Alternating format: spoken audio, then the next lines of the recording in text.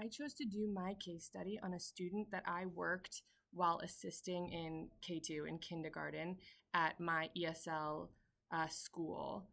This student, we believe, has undiagnosed ADHD. A little bit about the student before we get into it. He is highly energetic. He's very easily distracted.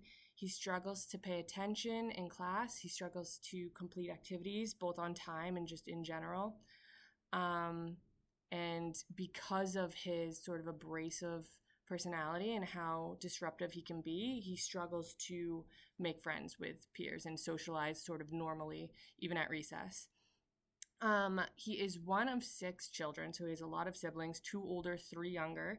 His parents are still together. They're very present in his life. His father actually works at the school that I work at.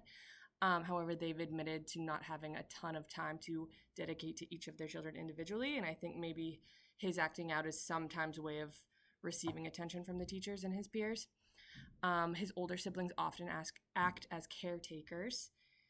Like I said, he struggles to stay focused and can be incredibly disruptive. He can also be slightly aggressive in both the classroom and outside of it.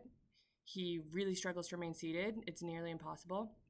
And he also has cystic fibrosis and is on a new medication that has side effects which include agitation. So that's something to keep in mind and something we've been considering when thinking about his actions this year. When it comes to his academics, he's very intelligent, but he definitely struggles in certain areas. And he obviously performs better when he's able to stay focused. He's an ESL student, so his English isn't great. He speaks primarily Castilian Spanish or Catalan at home because the school that I work at is in Spain. And he does have an intermediate level of English proficiency, but tends to gravitate to Spanish in the classroom, despite our efforts at remaining in English.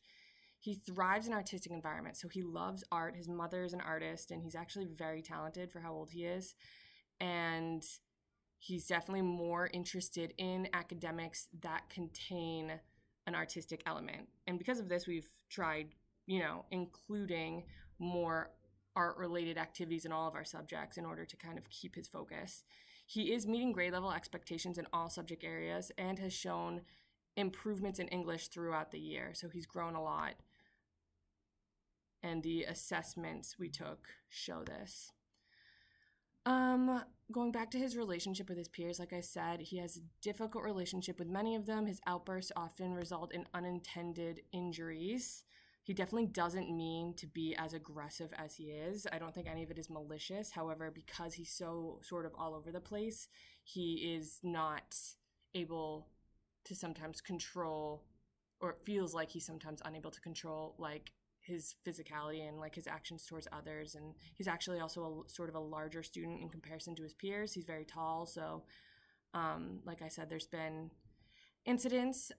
Parents of other students in this class have also complained, not only because of his sort of aggression, if you can call it that, but because of how much of a distraction he is to his peers. It's kind of, it's difficult to get through a lesson when you have a student that's running around the room and behaving a certain way. So we have had parent complaints that we've had to deal with privately. Many of his peers view him as bad or different due to his constant need for redirection and disciplining.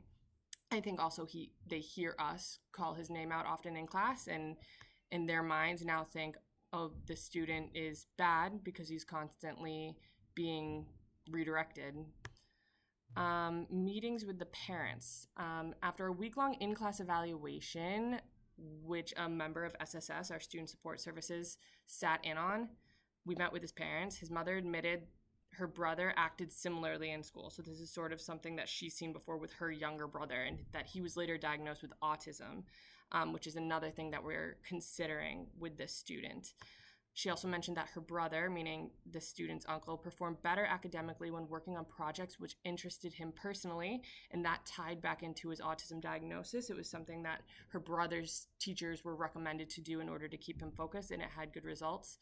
The parents of the student seemed open to intervention and receptive to feedback and our ideas moving forward, which was great. We always love to see that.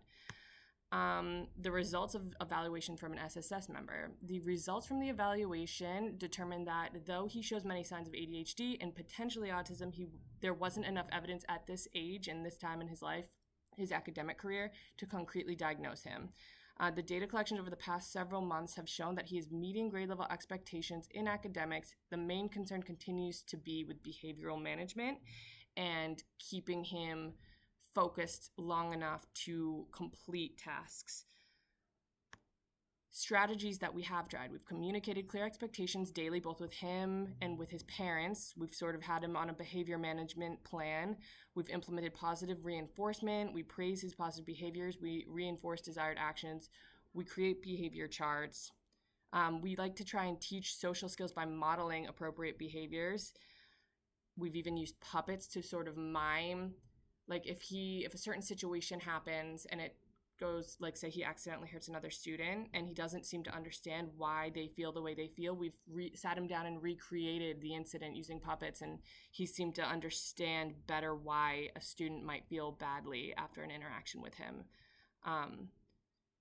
And other strategies we've tried, obviously, is contacting SSS and having regular meetings with his parents, both of which have been very helpful.